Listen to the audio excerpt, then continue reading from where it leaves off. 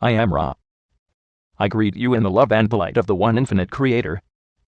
I communicate with you now. Questioner. My first question is, did we correctly perform the ritual for starting the communication? Ra. I am Ra.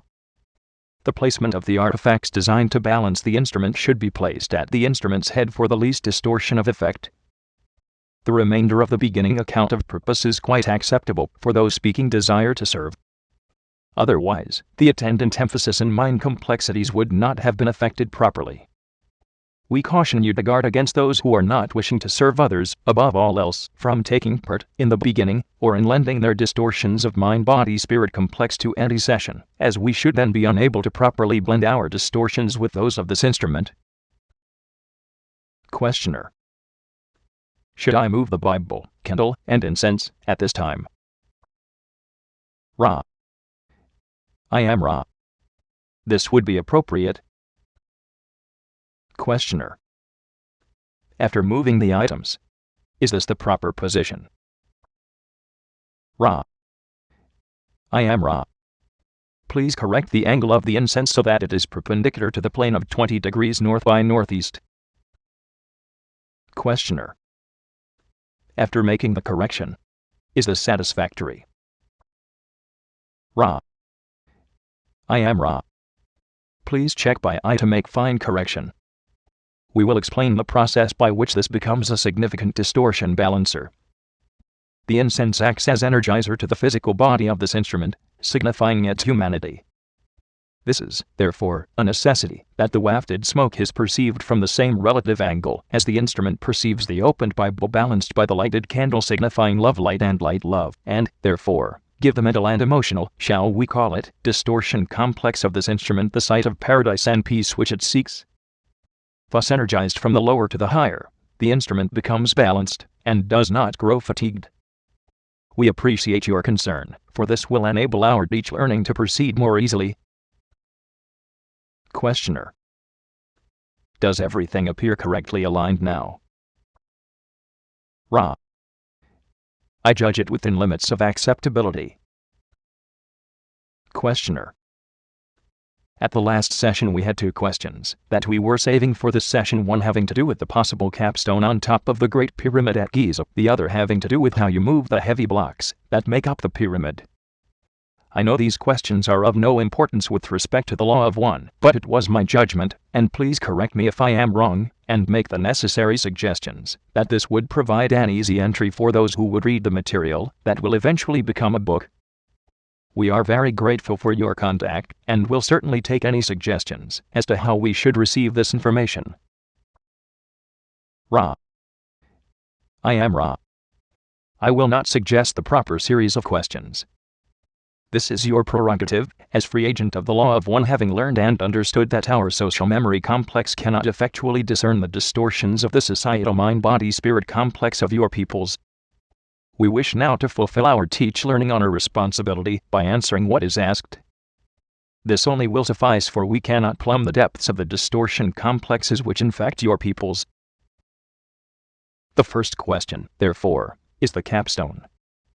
We iterate the unimportance of this type of data. The so-called Great Pyramid had 2 capstones. One was of our design, and was of smaller and carefully contrived pieces of the material upon your planet which you call granite. This was contrived for crystalline properties, and for the proper flow of your atmosphere via a type of what you would call chimney. At the time when we, as a people, had left your density, the original was taken away, and a more precious one substituted. It consisted, in part, of a golden material. This did not change the properties of the pyramid, as you call it, at all, and was a distortion due to the desire of a few to mandate the use of the structure as a royal place only. Do you wish to query further upon this first question? Questioner. What did you mean by chimney? What was its specific purpose? Ra. There is a proper flow of your atmosphere which, though small, freshens the whole of the structure.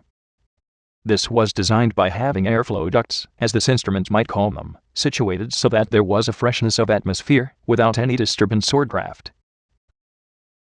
Questioner. How were the blocks moved? Ra. I am Ra. You must picture the activity within all that is created. The energy is, though finite, quite large compared to the understanding distortion by your peoples. This is an obvious point well known to your peoples, but little considered. This energy is intelligent. It is hierarchical. Much as your mind-body-spirit complex dwells within a hierarchy of vehicles, and retains, therefore, the shell or shape or field, and the intelligence of each ascendingly intelligent or balanced body, so does each atom of such a material as rock. When one can speak to that intelligence, the finite energy of the physical or chemical rock body is put into contact with that infinite power which is resident in the more well-tuned bodies, be they human or rock. With this connection made, a request may be given. The intelligence of infinite rockness communicates to its physical vehicle, and that splitting and moving which is desired is then carried out through the displacement of the energy field of rockness from finity to a dimension which we may conveniently call, simply, infinity. In this way, that which is required is accomplished due to a cooperation of the infinite understanding of the Creator indwelling in the living rock. This is, of course, the mechanism by which many things are accomplished, which are not subject to your present means of physical analysis of action at a distance. Questioner. I am reminded of the statement approximately that if you had faith to move a mountain, the mountain would move. This seems to be approximately what you were saying.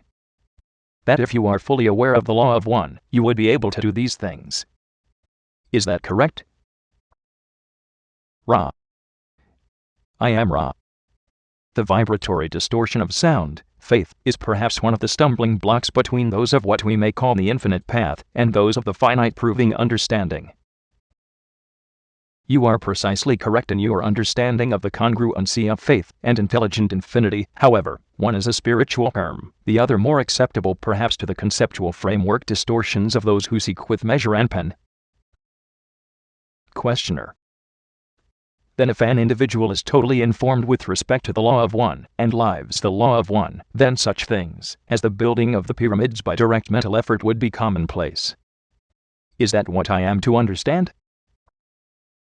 Ra. I am Ra. You are incorrect in that there is a distinction between the individual power through the law of one, and the combined, or societal memory complex mind-body-spirit understanding of the law of one. In the first case only the one individual, purified of all flaws, could move a mountain. In the case of mass understanding of unity, each individual may contain an acceptable amount of distortion, and yet the mass mind could move mountains. The progress is normally from the understanding which you now seek to a dimension of understanding which is governed by the laws of love, and which seeks the laws of light. Those who are vibrating with the law of light seek the law of one. Those who vibrate with the law of one seek the law of foreverness. We cannot say what is beyond this dissolution of the unified self with all that there is, for we still seek to become all that there is, and still are we Ra. Thus our paths go onward,